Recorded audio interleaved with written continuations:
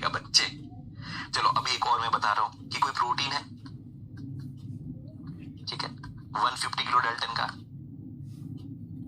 उसको हमने in absence of beta मर्केटनॉल किया, तो हमारे पास क्या कंडीशन आई वो बता देते हैं। इन एब्सेंस ऑफ बीटा मर्केटोइथेनॉल हमारे पास, आपके पास बैंड आया एक 80 का और एक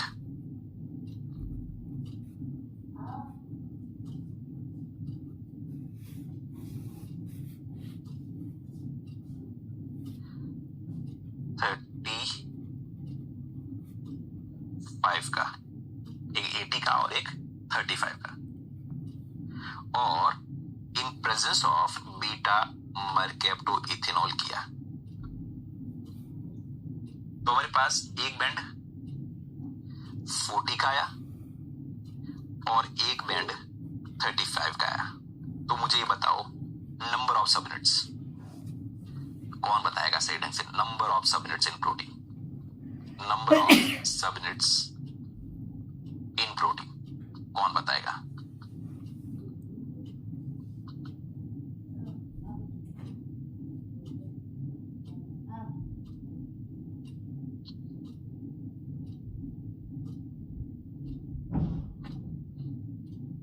तो इन एब्सेंस ऑफ बीटा मर्केटनॉल ये कंडीशन है, इन प्रेजेंस ऑफ बीटा मर्केटनॉल ये कंडीशन है।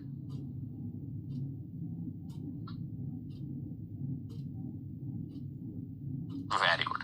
तो हम पता यही से कर सकते हैं, इसी जगह से नंबर ऑफ सबयूनिट यहां से पता कर सकते हैं, यहां से नहीं पता कर सकते। नंबर ऑफ सबयूनिट के लिए हमें क्या चाहिए? रिड्यूसिंग। तो हम क्या कहेंगे? ई कंफर्म 40 जरूर था, एक 35 जरूर था,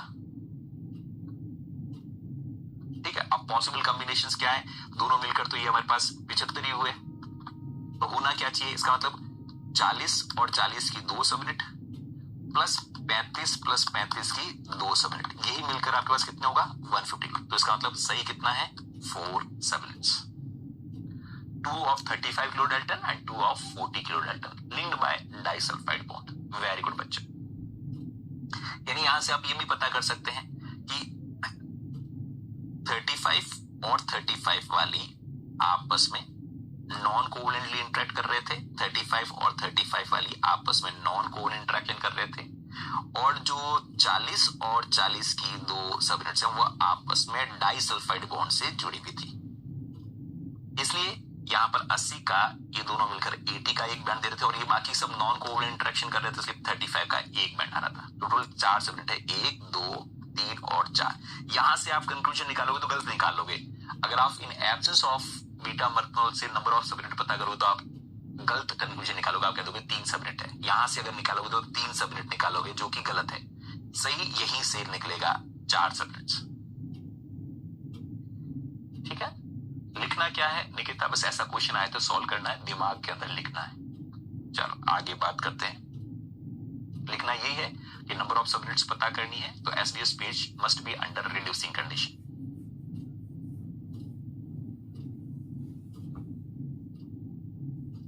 हाँ तभी तो 4 होगी ना। ये देखो 4 कैसे हुए? 35 वाला एक, दूसरा 35 का, तीसरा 40 का और चौथा 40 का। तो 40 प्लस 40 80 प्लस 70 150, ठीक है। चलो अब दोस्तों एसडीएस पेज में सेपरेशन किसके बेसिस पर होता है? सिर्फ और सिर्फ चार्ज के बेसिस पर। आइसो इलेक्ट्रिक फोकसिंग में सेपरेशन इज अचीव्ड बाय, है ना। यहां पर भी हम क्या करेंगे? सेपरेशन के लिए एक तरफ हम कोई पॉजिटिव इलेक्ट्रोड लगा देंगे इधर तरफ, और दूसरी तरफ हमने सपोज नेगेटिव इलेक्ट्रोड लगा दिया। और इस बार दोस्तों जो प्रोटीन रन करेगा, प्रोटीन मूव करेगा, वो अलग अलग पीएच ग्रेडियंट में मूव करेगा। यहां पर कोई पर पीएच हो सकता है 2 हो, यहां पर जो मूव कर रहा है वो pH 4 हो, यहां पर मूव कर रहा है वो pH 6 में मूव कर रहा है, यहां पर जब मूव कर रहा है तो pH 8 वाले जोन में मूव कर रहा है। प्रोटीन को अलग अलग pH वाले वातावरण में से गुजारा जाता है ना। कि प्रोटीन आगे आगे चल रहा है, उसको अलग अलग pH मिल रहा है, ठीक है। तो separation is achieved by applying a potential difference across a jail that contain a pH gradient, ठीक है। तो यहां पर pH का क्या है? ग्रेडियंट है।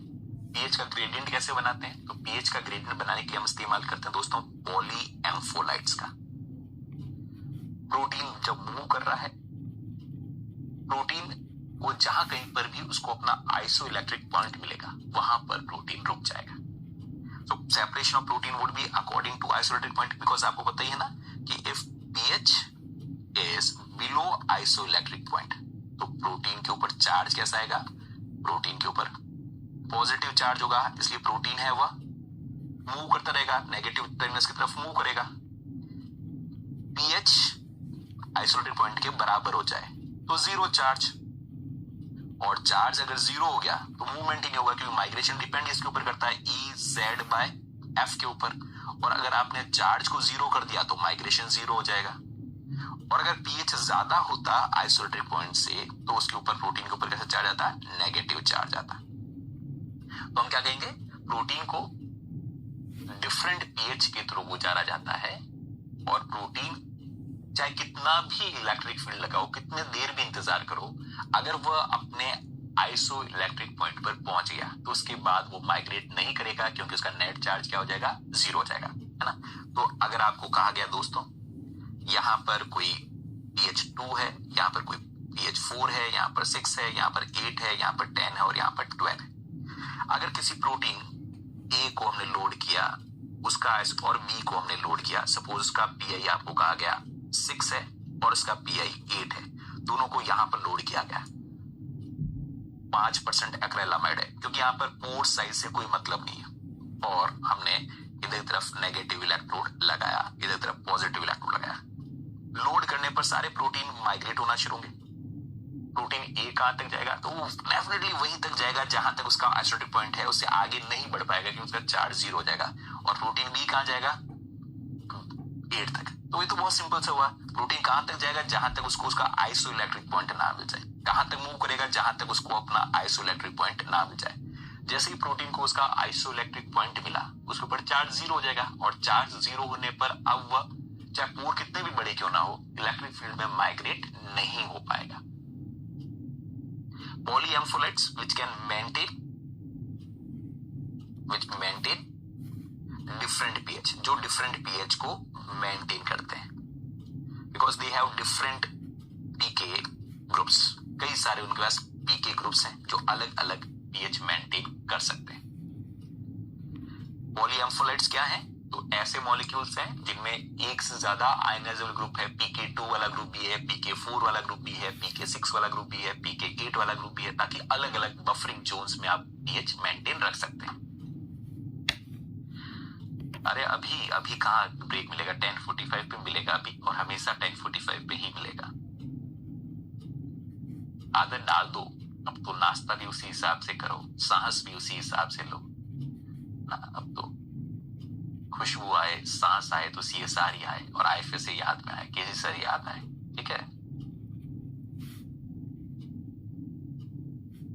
एसडीएस पेज से सेपरेट साइज के बेसिस पर करते हैं बच्चे। अगर अंजलि दो प्रोटीन का साइज एग्जैक्टली सेम है तो आप एसडीएस पेज से कैसे सेपरेट करोगे, है ना। कोई दोनों ही कोई प्रोटीन ए है, उसके ऊपर चार्ज पॉजिटिव है और वो 25 किलो डाल्टन का है। कोई प्रोटीन बी है, उसका चार्ज नेगेटिव है और वो 25 किलो डाल्टन का है।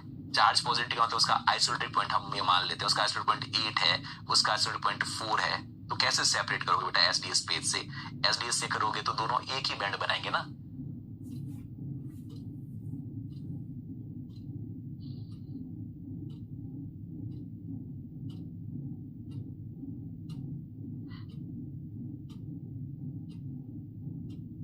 बेटा समस्या सबके साथ होती है एकता, जो समस्याओं से पार पा लेता है वही विजेता होता है।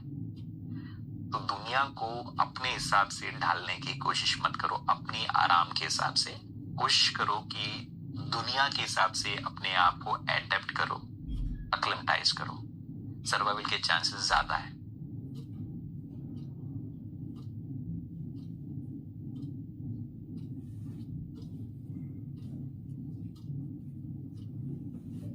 चलो आगे बात करते हैं दोस्तों। तो आइसोलेटेड फोकसिंग में सपोज आपको कहा दोस्तों मुझे बताओ कि आपके पास कोई प्रोटीन ए है, प्रोटीन ए है, प्रोटीन बी है, प्रोटीन सी है और प्रोटीन डी है ना। मान लो कि हमारे पास चारों प्रोटीन ए, प्रोटीन ए, इसका 50 किलो डाल्टन, ये भी 50 किलो डाल्टन का है सपोज, ये 25 किलो डाल्टन का है और ये भी 25 किलो डाल्टन का है, और इनका ये मॉलिक्यूलर वेट हो गया और आइसोलेटेड पॉइंट भी मैंने लिख दिया, इसका है 4, इसका 6 या 4 और 8, 4 और 8। अगर दोस्तों एसडीएस पेज करें आप, है ना, एसडीएस पेज करें तो आपके पास कितने बैंड्स बनेंगे एसडीएस पेज करने पर? इन चारों प्रोटीन को अगर आप लोड करें तो, इन चारों प्रोटीन को यहां पर लोड करें तो कितने बैंड्स आएंगे? और आइसोइलेक्ट्रिक फोकसिंग करें इन चारों ही प्रोटीन का तो कितने बैंड्स आएंगे? कौन? आईईएफ करें, आइसोइलेक्ट्रिक फोकसिंग पेज करें तो कितने बैंड्स आएंगे? और एसडीएस पेज करें तो कितने बैंड्स आएंगे? कौन बताएगा? चलो वेरी गुड। इसमें कितने बैंड्स आएंगे? 2 बैंड्स आएंगे, एक हर लेन में 2 बैंड्स आएंगे, एक 25 किलो डाल्टन का होगा और एक 50 किलो डाल्टन का। 25 वाले कौन कौन से होंगे? ये सी हो सकता है या डी हो सकता है, और ये ए हो सकता है या बी हो सकता है। ए और बी एक ही बैंड पर, एक ही पोजीशन पर है, सी और डी भी एक ही पोजीशन पर है। आइसोलेटिव फोकसिंग करेंगे तो भी 2 ही बैंड आएंगे, एक मान लें यहाँ पे 2, 4, 6, 8, 10, 12 लिखा हुआ है, तो एक बैंड आपका 4 वाली जगह पर आ जाएगा और एक बैंड आपका 8 वाली जगह पर आ जाएगा। 4 वाली जगह पर कौन सा आ जाएगा? 4 वाली जगह पर आएगा बी या डी वाला, और 8 वाली जगह पर कौन सा आ जाएगा? 8 वाली जगह पर आ जाएगा आपका, सॉरी 4 वाली जगह पर आ जाएगा आपका ए या सी, ए या सी 4 वाली जगह पर आ जाएगा, और बी और डी कहां जाएगा? 8 वाली जगह पर आ जाएगा। 2 ही बैंड बनेंगे। तो आप देख सकते हैं कि अगर आप एसडीएस पेज अलोन करो या आइसोइलेक्ट्रिक फोकसिंग पेज अलोन करो तो चारों प्रोटीन को एक साथ सेपरेट आउट नहीं कर सकते, क्योंकि यहां पर ए और बी अपना एक बैंड बना रहे हैं, उनका मास सेम है। यहां पर ए और सी अपना एक बैंड बना रहे हैं क्योंकि उनका आइसोलेटेड पॉइंट सेम है। और यहां पर 2 बैंड्स को पता कैसे कर सकते हैं? तो आप पढ़ेंगे, जो each band has 2 different proteins which can be confirmed by Western blot, जिसमें आप पहले प्रोबिंग करें, फिर स्ट्रिपिंग करें और फिर रीप्रोबिंग करें। ये क्या हम आगे पढ़ेंगे, ये हम थोड़ा आगे पढ़ेंगे कि पहले क्या करें कि यहां पर अगर यहां पर 2 प्रोटीन है ना, इस जेल बैंड के अंदर, इस जगह को मैंने फोकस किया, यहां पर 2 प्रोटीन है, तो पहले अगर आपने एंटीबॉडी ए के लिए इस्तेमाल, एंटीबॉडी ए वाली इस्तेमाल की तो वो अपना सिग्नल देगी कि यहां पर प्रोटीन ए मौजूद है, सिग्नल वहां से मिलना शुरू हो जाएगा। फिर आपने स्ट्रिपिंग की, यानी इस एंटीबॉडी को यहां से हटाया, फिर आपने एंटीबॉडी यहां पर डाला बी वाला, वेस्टर्न ब्लॉट में एंटीबॉडी का इस्तेमाल होता है, एंटीबॉडी बी वाला इस्तेमाल किया, बी वाला भी यहां से सिग्नल दे रहा है, तो पहले एंटीबॉडी ए अगेंस्ट ए ली, उसको बाइंड कराया, सिग्नल मिला, फिर स्ट्रिपिंग की, मतलब उसको एंटीबॉडी को हटाया, फिर एंटीबॉडी बी को भी वहां पर डाला, बी से भी सिग्नल मिल रहा है, इसका मतलब यहाँ प्रोटीन ए भी है और प्रोटीन बी भी है। तो सेपरेट कैसे करें? वेस्टर्न ब्लॉट को हम आगे डिटेल में पढ़ेंगे, चिंता मत करना, वेस्टर्न ब्लॉट को हम काफी डिटेल में आगे पढ़ने वाले हैं इसी यूनिट के अंदर, ठीक है? तो अभी टेंशन मत लेना। पर यहाँ पर कि एक ही प्रोटीन, एक ही बैंड के अंदर 2 प्रोटीन है, उसको पता करने के लिए आप क्या इस्तेमाल कर सकते हैं? पहले एंटीबॉडी 1 के साथ रिएक्ट कराओ, सिग्नल मिला, फिर उसको स्ट्रिप कर हटा दिया, फिर रीप्रोबिंग के लिए कोई एंटीबॉडी 2 इस्तेमाल करो। सिर्फ एंटीबॉडी 1 से सिग्नल मिल रहा है, एंटीबॉडी 2 से सिग्नल नहीं मिल रहा, तो एक ही प्रोटीन है। एंटीबॉडी 1 से भी सिग्नल मिल रहा है, स्ट्रिपिंग करने के बाद जब एंटीबॉडी 2 इस्तेमाल कर रहे हैं, रीप्रोब कर रहे हैं, वापस सिग्नल मिल रहा है, तो वहां पर 2 प्रोटीन है, ठीक है? अब तो फिर how to resolve all 4 protein, how to resolve all 4 protein, चारों प्रोटीन्स को हम कैसे सेपरेट आउट करें, तो चारों प्रोटीन को सेपरेट आउट करने के लिए अब हम क्या कर सकते हैं? टू डायमेंशनल पेज का इस्तेमाल कर सकते हैं। इससे हम कंप्लीट प्रोटियोम प्रोफाइलिंग कर सकते हैं। ठीक है, तो अब हम क्या कर सकते हैं, टू डायमेंशनल इलेक्ट्रोफोरेसिस उसका इस्तेमाल कर